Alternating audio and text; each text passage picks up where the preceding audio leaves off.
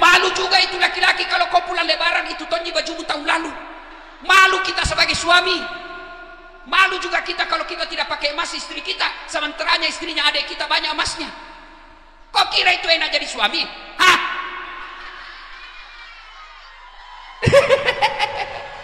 Bukan cuma itu, di akhirat juga ibu ditanggung. Di dunia ibu ditanggung, di akhirat juga ibu ditanggung. Maksudnya apa? Kalau ada suami ulama, tapi istrinya tidak pakai jilbab, istrinya tidak bayar puasa Ramadannya yang lepas, istrinya tidak pakai taat sama agama, suaminya dulu cari, mana ini suaminya ini? Mana suaminya? Ditanggung kau dunia akhirat. Makanya jangan suka ngomel.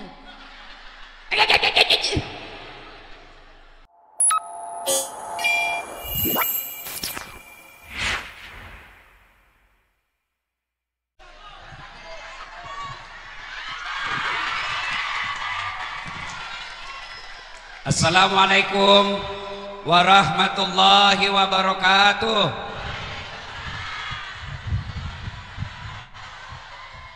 Alhamdulillah, alhamdulillahi rabbil alamin, wa bihi nasta'inu ala umurid dunya waddin.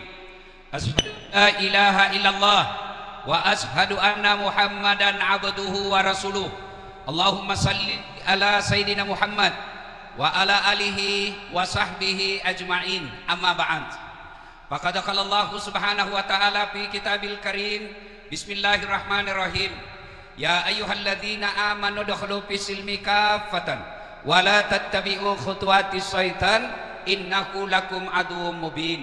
Wahai orang-orang yang beriman, masuklah engkau ke dalam Islam secara sempurna, bukan Islam pencitraan, bukan Islam gimik-gimik, bukan Islam pilkada. Hati-hati, ini mau lagi pilkada orang mau mencoblos. Itu biasa calon bupati tiba-tiba langsung alim. Waduh, penampilannya kalah ustad. Masya Allah. Ibu-ibu, berapa anggota DPR di Kecamatan Longkalis? Berapa? Di kecamatan ini 7.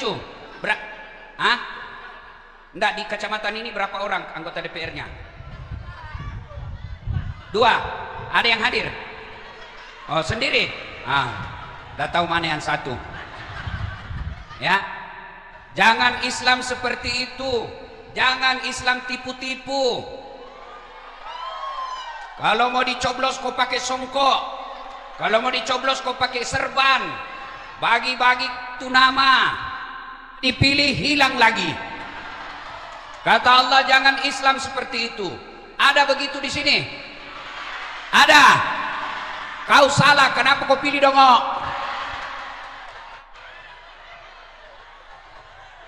Jangan Islam seperti itu, kata Allah. Islamlah secara benar.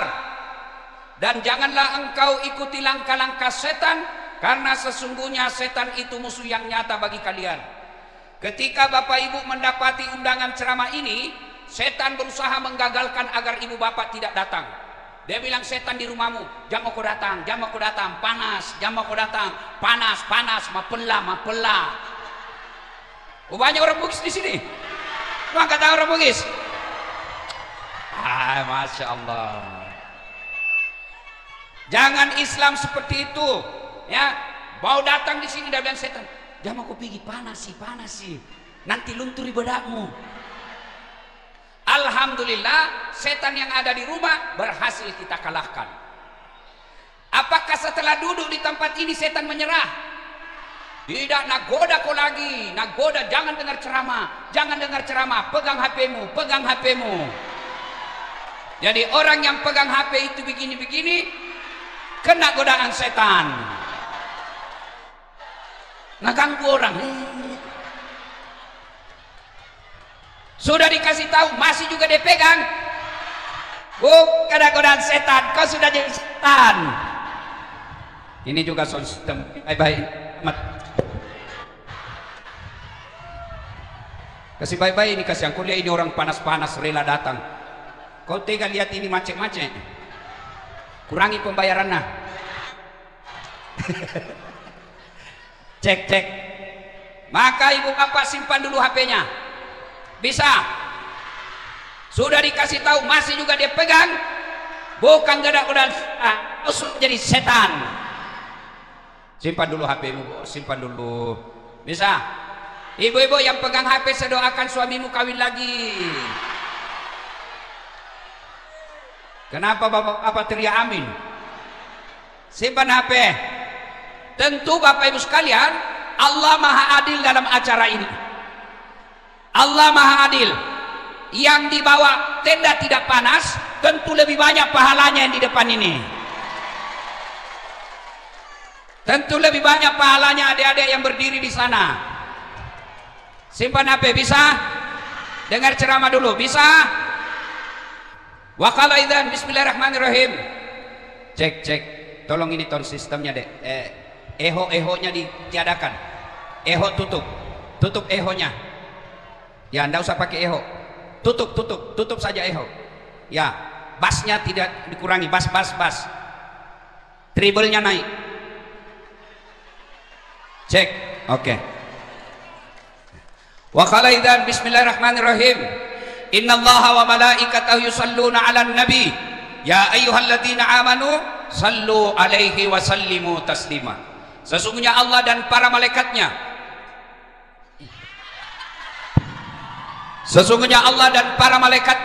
berselawat kepada Rasulullah Muhammad sallallahu alaihi wasallam.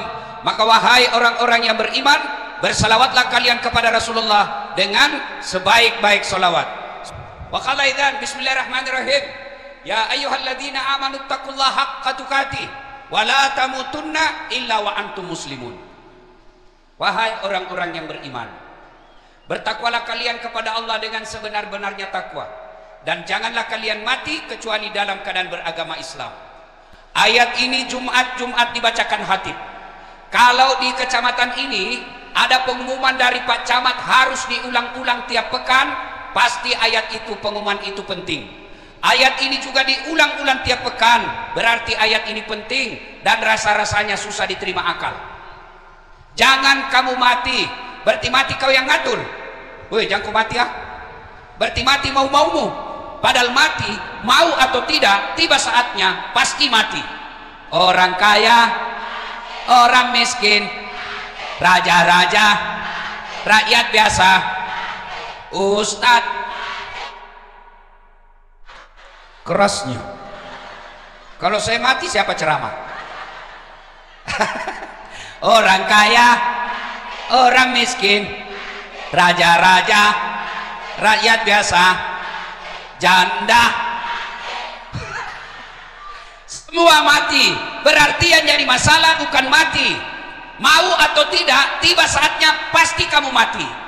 Berarti yang jadi masalah illa wa antum muslimun, kecuali matimu dalam keadaan beragama Islam. Ayat ini seolah-olah Allah ingin katakan, warga Longkali, kamu mengaku Islam, KTP-mu Islam, tapi belum tentu kau mati dalam keadaan beragama Islam. Ayat ini Allah ingin sampaikan, hambaku, banyak kamu mengaku Islam tapi matinya tidak dengan Islam. Insya Allah kita tidak akan mati dalam keadaan ngerampok, amin. Insya Allah kita tidak akan mati dalam keadaan berzina. Insya Allah kita tidak akan mati dalam keadaan mabuk. Tapi yang bisa membuat kita mati kafir, hubbil haram, hubbi aklil haram, suka memakan makanan haram. Salah satu antara makanan haram itu menerima jar ketika ada kemarin. Ini panitianya ada ndak yang pakai kabel? Ini baterainya bermasalah kalau begini, Dek. Ada yang pakai kabel?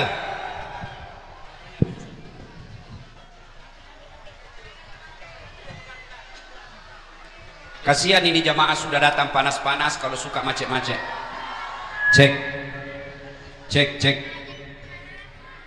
Ibu-ibu, mereka yang menerima serangan fajar kemarin hanya dua jalan keluarnya. Satu, kasih kembali uangnya orang. Sudah habis, maka jalan keluarnya kata Nabi hanya api neraka yang bisa mencuci perutmu. Ibu-ibu, Bu, pernah nak injak rokok? Pernah kena api goreng? Itu kecil sekali dibanding api neraka. Bapak tahu namanya api neraka? Pertama Allah ciptakan api yang warnanya merah, itu apinya perokok. Lihat kalau orang merokok merah itu toh, ujungnya merah. Yang merah itu dipanasi 1000 tahun, berubah warnanya menjadi biru, itu kompor gas. Ya toh? Dipanasi lagi 1000 tahun, berubah menjadi putih. Ini biasa yang di tambang-tambang. Kalau di pot, cek. Pak Camat jangan lagi pakai ini, bikin susah. Ya, dipanasi 1000 tahun, apinya menjadi putih. Yang putih itulah yang memotong baja. Biasa kita lihat di pabrik itu seolah-olah tidak ada api, tapi panas. Dipanasi lagi 1000 tahun, dipanasi 1000 tahun, akhirnya berubah menjadi hitam. Itulah api neraka. Bu, Ale bu, kalau orang korupsi 70 miliar masuk neraka, paling tidak di dunia enak hidupnya. Ya tahu 70 miliar uangnya banyak-banyak, masuk neraka, masih masuk akal. Tapi kalau 300.000 masuk neraka, itulah aslinya beleng-beleng. Ibu, serius saya ibu, saya tanya ibu, kalau terima 300.000 kaya tidak? Kaya tidak? Tidak. Bapak-bapak kalau menolak 300.000 miskin tidak? Miskin tidak? Ibu-ibu, bapak-bapak, cek. Adek-adek, anak muda, kasih naik lagi suaranya dek. Cek. Bapak-bapak kalau tolak uang 300.000 miskin tidak? Miskin tidak. Namun yang pasti 300.000 itu menentukan masa depanmu. Kemarin kamu lihat toh anggota DPR sempat ikuti di medsos itu anggota DPR. Iya. Itu karena kalian salah memilih anggota DPR. Maka Bapak Ibu sekalian, dengar ini, saya serius. Ibu, kalau kau terima 300.000 itu artinya anak-anak miskin yang cerdas, anak-anak miskin yang jujur, anak-anak miskin yang baik tidak bisa jadi pejabat. Kenapa? Karena hanya orang kaya yang bisa jadi pejabat. Kalau kau terima 300.000 itu artinya kau tutup masa depan anakmu jadi anggota DPR. Kenapa? Karena hanya anak orang kaya yang bisa jadi pejabat. Maka cintai kabupatenmu ini, cintai Kabupaten Pasir ini dengan cara apa? Jangan kau terima uang sogok. Bisa? Baru 200 orang. Bisa? 500 orang. Bisa? Ya Allah, dengarlah janji hambamu.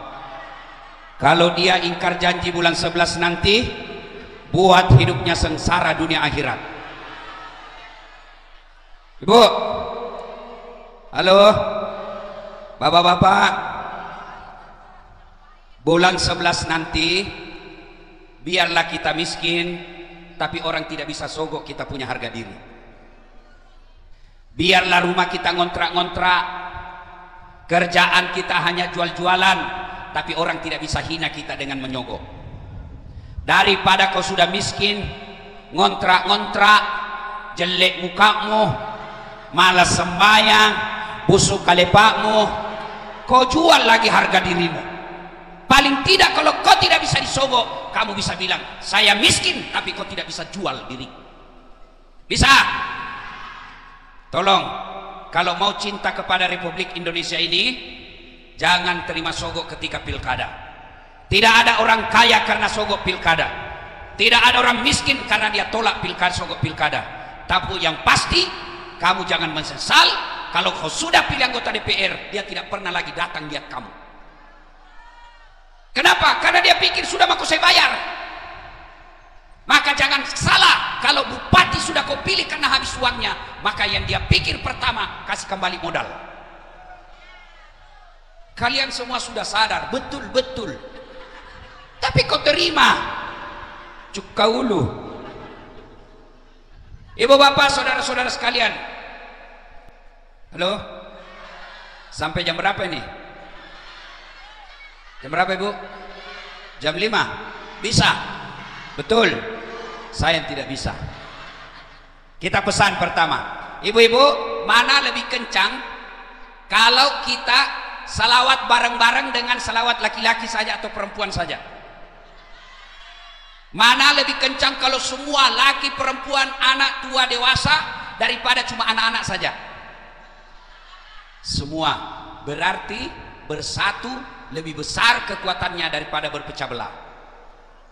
Nah, apa yang membuat orang berpecah belah? Begini kata Nabi. Nabi pernah tanya sahabat, atadruna manil muflis? Saudara-saudara sekalian, kau tahu siapa yang bangkrut nanti? Ibu-ibu tahu bangkrut? Apa bahasa Belandanya? Rogi. Ya, tahu bangkrut? Dia dagang 1 juta, habis 1 juta malah ngutang. Itu bangkrut namanya. Ya. Nabi tanya, saudara-saudara sekalian, kau tahu enggak siapa yang bangkrut nanti di akhirat? Yang tidak sholat ya Rasul. Oh, dia sholat. Yang tidak puasa ya Rasul. Dia puasa Ramadan, Senin Kamis juga dia laksanakan. Yang tidak bayar zakat ya Rasul. Dia bayar zakat harta dan zakat fitrahnya. Yang tidak haji padahal sudah mampu ya Rasul, dia haji. Lalu sahabat semua heran, kalau begitu siapa yang bangkrut ya Rasulullah? Nabi menjawab, jarusu wa khati'ur rahim, tetangga yang jahat sama tetangganya dan yang memutuskan tali persaudaraan. Orang heran sahabat waktu itu, kenapa bisa bangkrut ya Rasul? Dia kan sholat, dia puasa, dia zakat, dia haji, kok bisa bangkrut? Nabi katakan, cocok nih, hablum minallahnya baik, hubungannya kepada Allah baik, tapi sayang sama tetangganya hancur. Ketika dia setor sholatnya, ya Allah ini sholatku, datang tetangganya, tunggu dulu, saya pernah sama-sama caleg itu.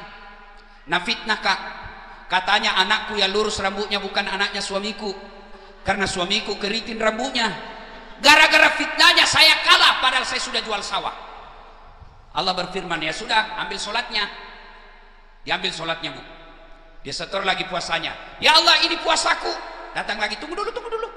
Saya juga pernah bertetangga itu. Nah serobot tanahku, nah ambil tanahku. Saya mau lapor sama polisi, temannya polisi. Saya minta keadilan. Allah berfirman, ya sudah, ambil puasanya. Adik-adik, sudah berapa habis pahalanya? Habis sholatnya, habis puasanya. Dia setor lagi zakatnya. Ya Allah ini zakatku. Datang lagi tetangganya, tunggu dulu. Saya juga pernah difitnah, katanya mobilku hasil korupsi, padahal saya jual sawah di kampung. Gara-gara fitnahnya, saya malu, saya tinggalkan kampungku. Saya minta keadilan. Allah berfirman, ya sudah, ambil hajinya. Habis sholat, habis puasa, habis zakat, habis haji, habis semua, masih ada yang datang. Tunggu dulu. Saya juga pernah dia fitnah itu. Dia bilang yang tadi banyak amalnya. Tuhan, bagaimana lagi? Nah habis mi amalku ini.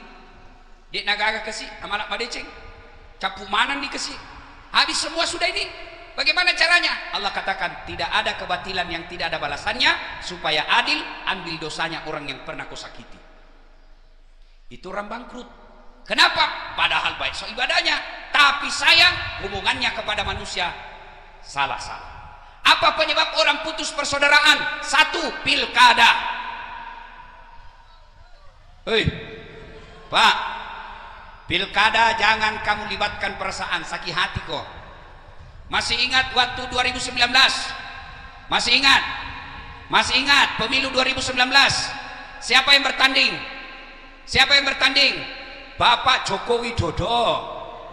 Lawannya siapa? Bapak Prabowo.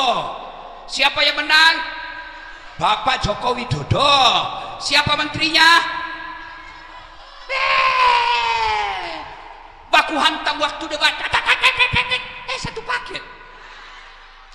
Kamu sampai sekarang masih baku musuh. Apa namanya?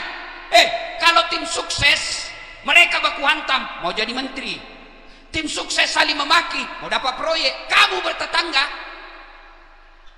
apa kau dapat? Itu bibeleng-beleng. Coba lihat, jangan dulu baku senang sekali itu Bapak Presiden dengan partai PDI. Iya toh? Sekarang kamu lihat musuhan lagi. Kalau mereka begitu wajar, mereka dapat menteri dan dapat proyek. Kalian bertetangga, apa kau dapat? Beleng-beleng. Maka jangan baper soal pilkada. Pilkada ini lagi proses 5 tahunan. Kalau ini juga calon bupati dan tim sukses, jangan kau hasut masyarakat, jangan kau bodohi masyarakat, jangan kau sogok masyarakat. Hah? Kalau kau kalah tahun ini, ikut lagi 5 tahun yang akan datang. Lihat Bapak Prabowo, 3 kali ikut baru menang. Maka saudaraku, gara-gara pilkada kamu ribut, itu beleng-beleng kau dapat. Jangan bertengkar. Ada bahkan suami istri bertengkar gara-gara beda calon. La haula wala quwata illa billah. Aku bilang, dongo naro. Aga muruntut tolo-tolona. Ini cawa ko na kumana na kena. Ya. Yang kedua, penyebab putusnya persaudaraan. Apalagi? Sombong. Yang tadinya rakyat biasa, tiba-tiba terpilih jadi anggota DPR. Mau sombong. Aduh, jangan sombong anggota DPR. 5 tahun berikutnya kalau terpilih kau lagi.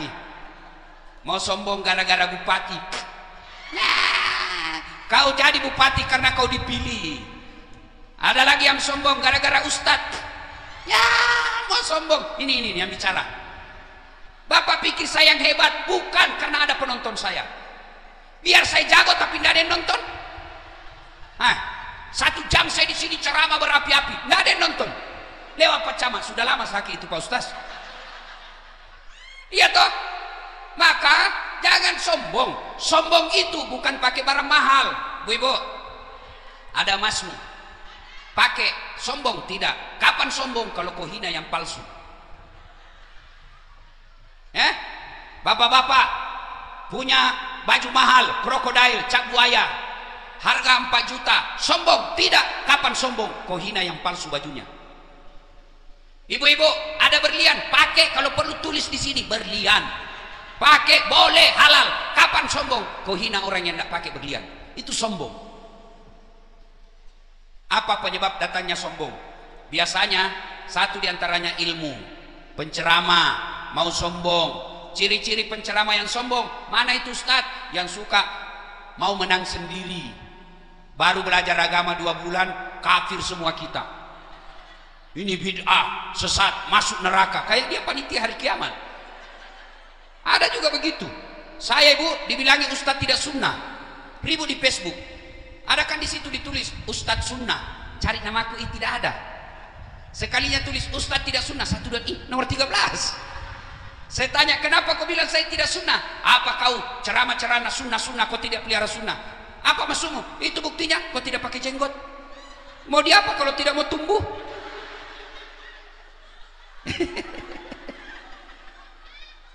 Ada ustadz begitu? Ada. Baru belajar seolah-olah dialah panitia hari kiamat.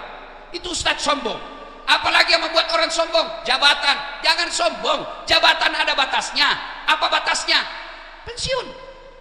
Iya toh? Kaya, jangan sombong. Kalau kau kaya Allah marah, nah kasih kau penyakit, tidak ada bisa kau makan. Jangan sombong. Orang kaya saja tidak boleh sombong, pejabat saja tidak boleh sombong, ulama saja tidak boleh sombong, apalagi kamu. Sudah rakyat biasa, tidak terkenal, kerja tidak jelas, rumah ngontrak-ngontrak, kau sombong lagi. Kamu kau jadi sombong, temannya setan, kau sudah jadi setan. Orang sombong itu ciri-cirinya meremehkan orang lain.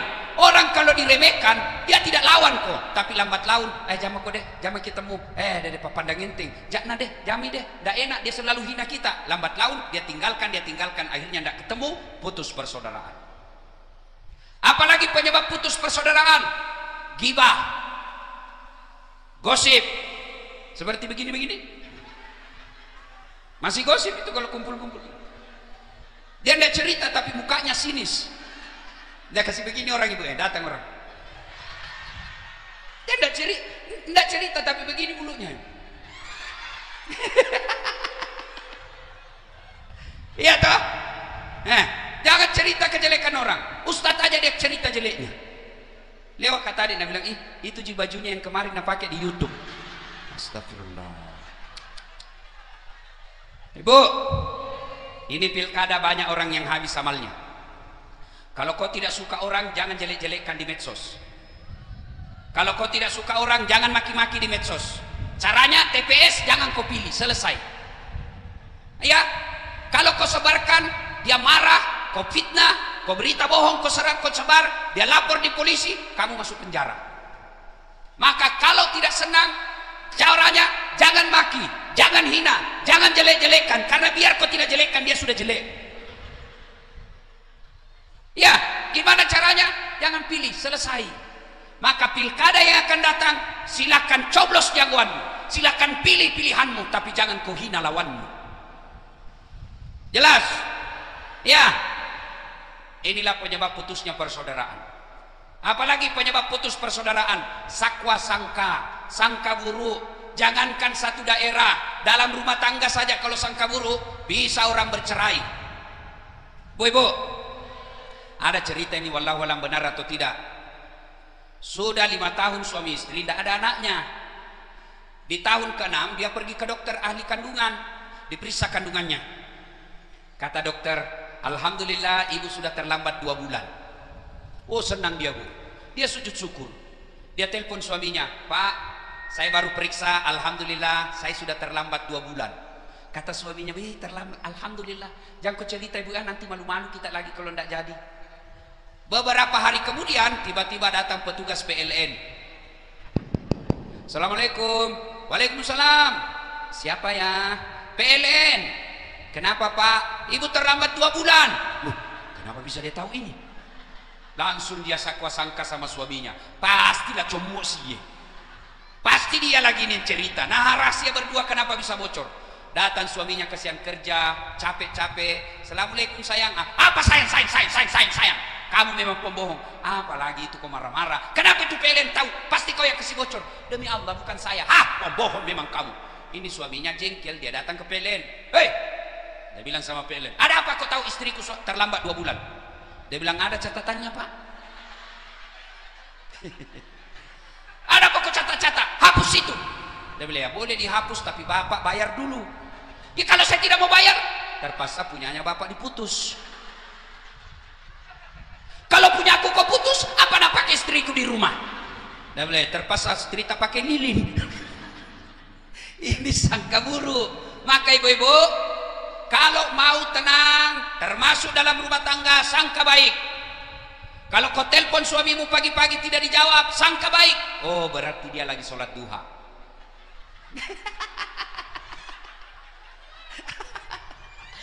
Telepon lagi luhur tidak dijawab. Oh berarti berjamaah di masjid. Enak perasaan toh. Telepon lagi asar tidak dijawab. Oh berarti dia ini nak lupa HP-nya. Telepon jam 5 belum masuk WhatsApp. Saya lihat suamimu bonceng cewek cantiknya. Oh berarti suamiku lagi ngojek. Enak perasaan toh. Karena ini perempuan, la ilaha illallah. Kok kira enak jadi suami? Hah? Hoi, kok kira enak jadi suami? Tenang kok Pak, saya bela kau semua hari ini. Saya tahu kau semua takut sama istrimu. Ibu, itu suami kasihan. Coba lihat kalau dia polisi. Ada polisi di sini? Ada? Oh, minta maaf Pak, saya tidak lihat Bapak.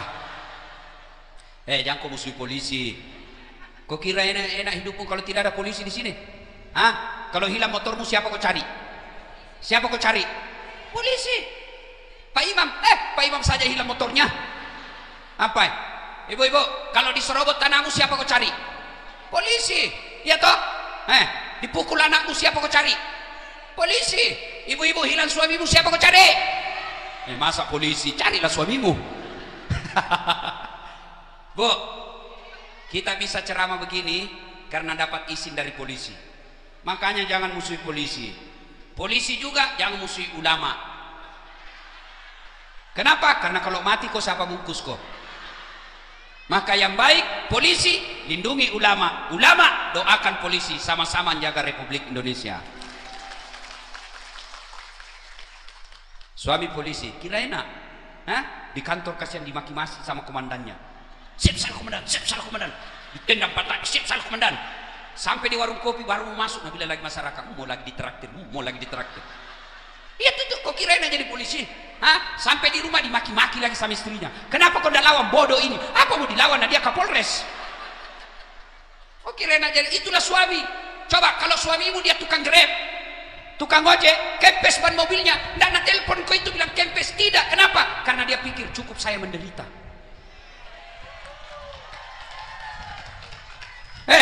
Malu juga itu laki-laki kalau kau pulang lebaran itu tonji bajumu tahun lalu. Malu kita sebagai suami. Malu juga kita kalau kita tidak pakai emas istri kita, sementaranya istrinya adik kita banyak emasnya. Kau kira itu enak jadi suami? Hah?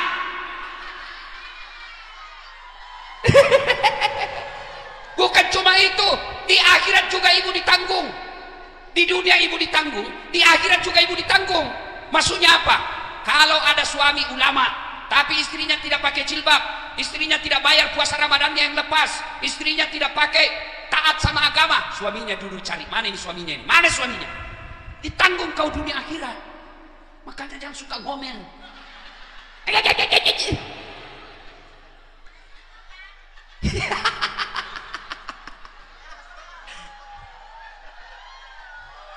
Bu, Bu,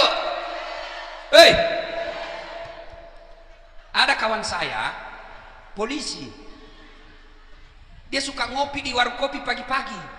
Saya tanya, kenapa kau tidak minum kopi di rumahmu? Dia bilang, kalau minum kopi di rumah Ustaz, kopi diminum ngomel dirasa, menenak-nenak. Coba ku tahu begini saya tidak mau kawin sama kau, apalagi tidak mau ada dua anakmu. Coba lihat itu kasihan suami-suami, dia pergi tombak sawit, dia pergi jadi tukang bengkel, dia pergi kadang-kala jadi buruh, dimarah-marahi, mereka tidak akan pernah keberatan, mereka kepanasan, mereka dihina, kadang-kala makan pun tidak teratur, yang penting bisa bawa uang pulang ke rumah. Tenang kau, saya bela kau hari ini. Saya tahu semua kau takut sama suami istrimu.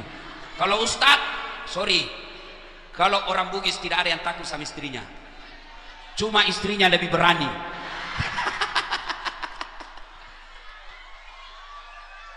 Bu, kira enak jadi laki-laki? Hah? Bapak-bapak juga, istrimu sudah baik, nurut, dia kau tinggal. Coba lihat itu kasihan ibu-ibu. Hah? Dia tinggalkan kampungnya di Sulawesi, dia tinggalkan kampungnya di Jawa, dia datang ikuti kamu kerja tidak jelas. Ya tuh ibu, tenang ibu, saya bela kau.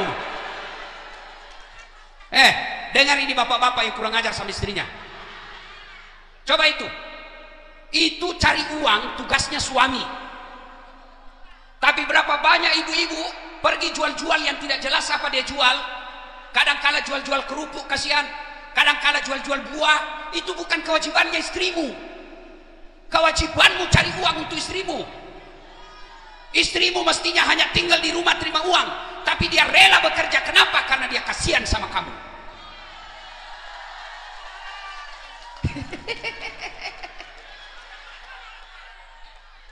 Sudah begitu kau tipu lagi, alasan rapat, ternyata pergi merapat. Nah bilang jelek istriku, mau apa itu takdirmu, jodohmu itulah yang terbaik. Kenapa? Karena Allah tahu kalau cantik istrimu dia malu jalan sama kau. Kenapa? Karena kau juga jelek.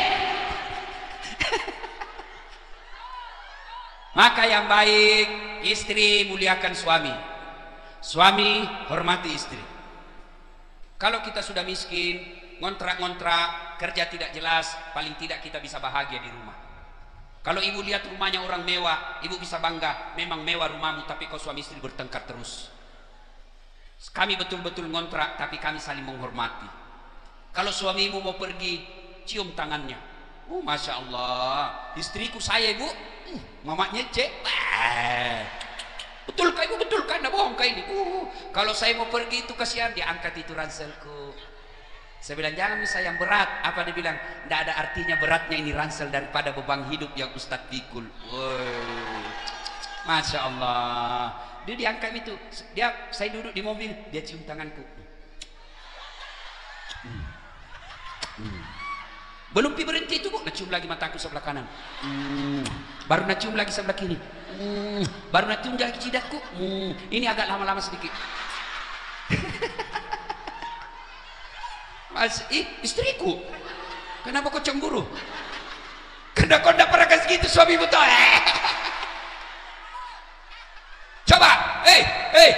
Itu suami tergantung istri. Kalau istrimu baik di rumah, biar siapa yang goda kamu, tidak tergoda. Saya buktinya. Masya Allah, banyaknya itu janda-janda curhat sama saya, Bu. Ustadz, maukah Ustadz menjadi imam dalam hidupku? Saya bilang, mohon maaf, ada bidadari di rumahku, Ibu. Dia bilang, saya siap menjadi yang kedua, Ustadz. Tapi saya bilang, saya tidak siap menjadi yang dua, Bu. Saya tidak sanggup. Kenapa? Istriku baik. Ibu-ibu, coba kalau kau lakukan begitu. Kalau suamimu kau tahu mau pulang jam 5, setengah 5 dan memang kau. Yang sang industri lu pakai. Kasih tahu, ibu-ibu. Nabi bilang suaminya, kasih baik itu bajumu kelihatan semua tali BH. Malu kita sama tetangga. Apa Nabi bilang, jangan lihat BH-nya, yang penting rasanya, Bu. Salatullah ala Toha. Salatullah ala Yasin. Dengar Bapak Ibu ini, dengar ini. Tidak ada rumah tangga yang tidak ada masalah. Coba makin lihat toh, ada orang kasihan sudah 2 anaknya masih ngontrak-ngontrak. Ya toh? Sementara ada orang sudah 2 rumahnya, tidak ada istrinya. Iya toh? Ada lagi orang, ada istrinya, ada rumahnya, apa masalahnya? Tidak ada anaknya. Iya kan? Ada lagi, ada rumahnya, ada istrinya, ada anaknya, apa masalahnya? Mertuanya suka ikut campur urusan keluarga. Iya toh? Mertua tidak ikut campur, apalagi masalahnya? Suaminya selingkuh. Iya toh? Ada lagi setia suami istri, mertua baik, punya rumah, apa masalahnya? Anaknya narkoba.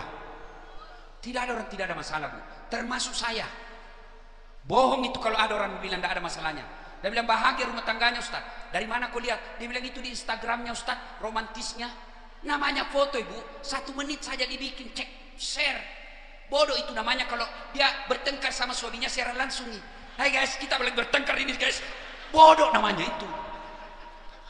Ya, maka kalau ada masalah kata Allah, Dasat, Ibu Haji, Pak, Papa Radagang, Ibu Bapak, ada masalah, Allah cuma minta 2, ista'inu bisabri wassalah. Sabar kok, perbaiki solatmu, saya yang selesaikan masalahmu. Ada masalahmu, jangan kau curhat sama tetangga, pasti nak cerita ke tetanggamu. Ada masalahmu, jangan kau curhat di medsos. Tak kusangka kau begitu. Bodohmu itu. Kalau kau curhat di medsos, ada itu netizen doakan kau. Paling nak doakan kau di status. Ada kira-kira yang bangun sholat tahajud doakan kau. Nggak mungkin. Maka ketika ada masalahmu, jangan kau cerita sama orang lain. Allah ajarkan, kalau kau bertengkar, kau tidak suka pasanganmu, jangan kau cerita ke orang lain. Cerai kau baik-baik, jangan kau cerita. Yang kita heran rumah tangga orang Islam, bertengkar tiap hari, bertengkar, hamil lagi. Ibu ketawa karena lihat tetangga begitu mungkin ya. Matampu sih.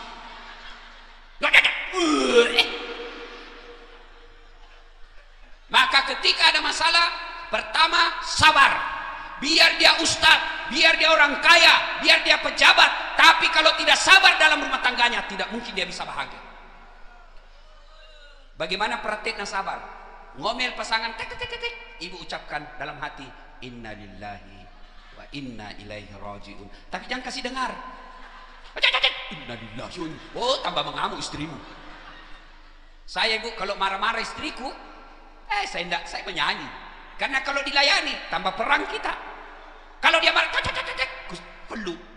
Baru ku menyanyi, bila kamu di sisiku, hati rasa syahdu. Mulai itu ketawa-ketawa. Masih momen, sekali ku peluk lagi, baru menyanyi, Kak. Insaflah, wahai manusia. Mulai ini ketawa. Masih marah, sekali ku buka bajuku berjoget. Begitu, karena kalau ibu marah, suami mestinya diam. Kalau suami juga marah, ibu diam. Bukan karena suamimu takut sama kamu, tapi tidak mau ribut. Betul, Bu? Betul. Makanya praktekkan. Masya Allah ya, sabar. Yang kedua, resepnya sholat. Saudaraku, saya cinta kalian. Apa itu? Sabarataan. Hah? Bujur kalau? Mana kabar pian? Baik kalau? Makasih. Oke. Wah, Masya Allah. Ini bahasa Indonesia luar biasa. Beda-beda bahasa tapi jangan bercerai-berai. Coba lihat kalau kita bercerai-berai, kalau sembahyang kita pakai bahasa masing-masing. Kacau itu? Yang jadi imam Habib keturunan Arab, dia takbir pakai bahasa Arab. Allahu Akbar. Oh, makmum saudara kita orang Bugis. Pungallahu ta'ala malupuh. Datang bubuhan Banjar, dia pakai bahasa Bapandir Banjar pula. Allah ganal bujur. Datang orang Kutai, dia bahasa Kutai juga. Allah pore benih. Wih, datang saudara kita mualaf orang Toraja dari Sulawesi Selatan, dia takbir pakai bahasa Toraja. Pungallah ta'ala tonggo gajah. Datang penjual nasi Padang, Allah nan gadang. Terakhir anak gaul dari Jakarta, dia pakai bahasa gaulnya. Allah gede banget gitu loh. Coba, itu makanya penting orang bersatu. Ya, halo Bu, sholat. Kalau ada masalah dalam rumah tanggamu, tidak usah saling menyalahkan. Lebih baik lihat sholatmu. Bu, kalau masalah anakmu besar pasti dia tidak sholat. Lebih baik pelihara kambing daripada pelihara anak 2 yang tidak sholat. Lebih baik kau pelihara kambing 10 daripada anakmu 1 sholat, tidak sholat di rumah. Begitu Ustaz. Iya, ini saudara saya nih jual beli kambing di kampung. Itu kalau ada kambingnya nakal ibu, dia panggil penjaganya, hehe, balu ya, balu betak, jual itu, suka ganggu temannya, jual. Sampai di pasar, kan ada yang beli, bulik sudah, bulik, ya kan, potong. Dagingnya jadi sate, isi perutnya jadi coto, tulangnya jadi kondro, tanduknya perhiasan, kulitnya perhiasan, hidungnya dibakar obat kuat. Iya toh? Iya. Tapi kalau ada anak muda sholat, kamu apain? Anak muda sholat kamu apa? Hah? Jual. Siapa yang mau beli? Potong. Siapa mau makan? Maka kalau ada masalah dalam rumah tanggamu, pasti anggota rumah tangga tidak sholat. Saya sholat Ustaz, betul ibu sholat tapi tidak ikhlas. Sholatnya main-main. Ada yang tanya saya di Makassar, Ustaz, boleh kada sholat kada pakai BH? Oh, kenapa ibu? Dia bilang panas. Boleh, tapi bayangkan itu menunjukkan ibu tidak serius ketemu Allah. Bagaimana itu kalau ruku?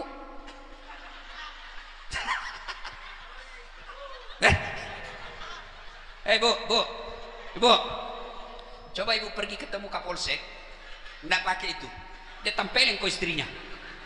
Iya toh?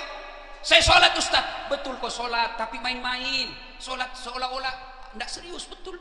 Takbirnya saja kayak orang nggak makan 2 hari. Iya kena. Ihdinas sirat. Kau ketawa karena kau bayangkan dirimu sendiri toh. Sholat kayak tiup angin. Allah. Kau ketawa semua karena kau alami. Ada juga sholat Allahu Akbar. Siapa ajar kau sholat pakai keju-keju? Maka ibu bapak pulang dari ceramah ini, pelihara sholatmu. Kalau sholatmu beres, kecil lunas utang. Kalau sholatmu baik, kecil anak Allah kasih kamu. Kalau sholatmu baik, kecil Allah kasih kau kekayaan. Kecil buat Allah, tidak ada susahnya buat Allah. Yang punya dunia siapa? Yang punya dunia siapa? Yang punya dunia siapa? Allah. Berarti kalau Allah yang punya, jangan kau jauhi. Saya yang punya mangga, ibu minta, saya kasih. Saya tidak punya mangga, ibu minta mangga, tidak mungkin saya kasih. Kenapa? Bukan saya punya. Allah punya dunia. Kalau minta sama Allah, Allah kasih. Pun kalau bapak minta sama saya, belum tentu saya kasih. Kenapa? Meskipun ada, tapi saya juga butuh. Ustaz, ada HP-mu? Ada dong. Kasih. Saya juga mau. Tapi Allah, apa yang ibu minta Allah tidak butuhkan. Maka minta. Sholat caranya. Ustaz, saya sakit Ustaz, sariawan. Kau sholat sariawan lah. Allah tahu kau lagi sariawan. Ayo.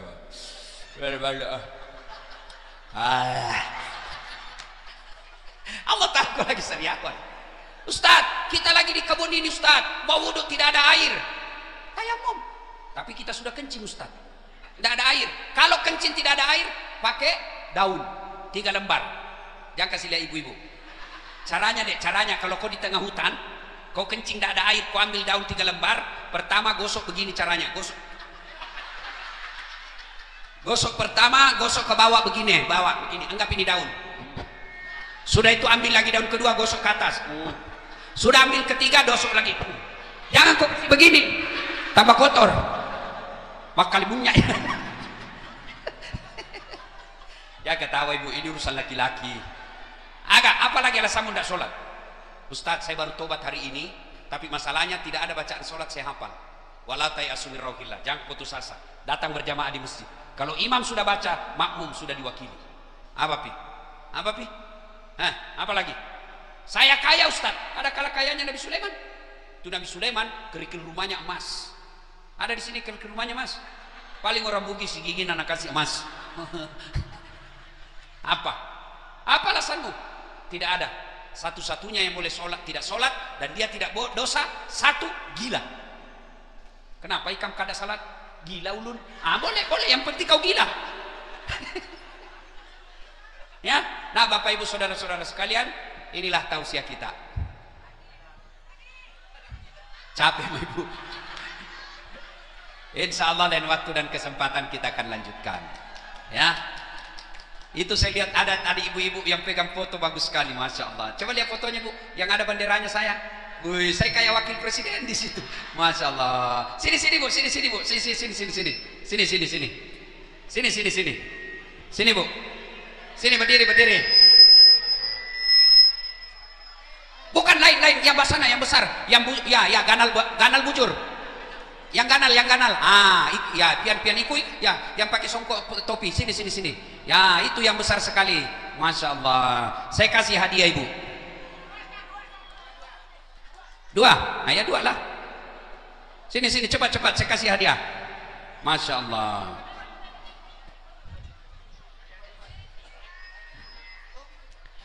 Ibu punya suami? Belum. Ibu punya suami? Punya. Karena ibu punya suami, saya kasih songkok. Minta pesan sama suaminya, pakai ini songkok, insya Allah berkah. Songkoknya judulnya gajah duduk. Saya heran juga gajah pakai songkok. Gajah duduk. Kenapa disebut gajah duduk? Karena sejak dibikin gajahnya duduk terus. Ini berkah ya Bu ya. Foto dulu sama ibu. Selfie boleh. Oke, cepat Ibu. Ya. Oke deh, makasih. Ini karena masih gadis, saya kasih sarung untuk calon suami. Daftar kok cepat. Dengar ini cewek kalau ada yang dipacar-pacari bertahun-tahun, putuskan hari ini. Motor saja 1 tahun dicicil sudah lunas. Masa kau dipacari 4 tahun tidak dinikah-nikahi? Modal lope-lope, beleng-beleng. Nah, gajah duduk. Ya, nah foto. Ya. Oke deh, terima kasih. Kenapa saya kasih sarung gajah duduk? Sarung ini fungsinya menutup aurat. Zaman dulu kan tidak ada rok, tidak ada celana, maka orang pakai sarung. Sarung menutup aurat. Aurat itu rasa malu. Saya doakan mudah-mudahan sarung ini menutup rasa malunya adik kita ini ya. Terima kasih, foto dari kamera saya. Oke deh. Sekarang mama-mama lagi. Sudah cukup ya. Ibu bapak, pesan khusus hari ini yang penting. 1, jangan terima wan sogok pilkada bulan 11 ya. Jangan terima wan sogok. Kalau ibu tidak terima, insya Allah 10 tahun yang akan datang tidak ada lagi sogok dalam pilkada, sehingga anak orang miskin pun bisa jadi pejabat. Yang kedua, jangan bermusuhan. Silakan pilih jagoanmu, tapi jangan kau hina lawanmu ya. Yang ketiga, Bapak Ibu, semua kita ada masalah, maka tingkatkan kesabaran, tunaikan sholat. Kalau sholatmu baik, insya Allah akan mudahkan segala urusan. Terima kasih adik-adik sekalian. Hari ini saya bahagia sekali karena banyak anak remaja pakaian putih-putih. Mudah-mudahan kalian akan mengganti Ustadz Dasat Latif. Mudah-mudahan kalian akan menjadi anggota DPR dan pejabat yang hebat di kabupaten ini. Masya Allah. Bapak Ibu, tidak mungkin anak seseorang bisa jadi dokter tidak pernah kuliah fakultas kedokteran. Tidak mungkin anak seseorang bisa jadi polisi tentara tidak pernah sekolah polisi tentara. Tidak mungkin bisa anaknya orang jadi anggota DPR kalau tidak pernah caleg. Tapi tanpa sekolah anakmu bisa saleh dan soleh. Ibu-ibu ini di depan saya, kalau ibu meninggal siapa yang doakan kamu? Suami. Jangan kau pikir dia kawin lagi, siapa yang doakan? Anak. Maka berbahagialah ibu bapak yang punya anak, bisa mondok, bisa hafal, bisa baik agamanya. Karena itulah masa depanmu yang sebaik-baik masa depan. Terima kasih. Lebih dan kurangnya mohon dimaafkan. Usikum wa nafsi bitaqwallah, fastabiqul khairat. Assalamualaikum warahmatullahi wabarakatuh.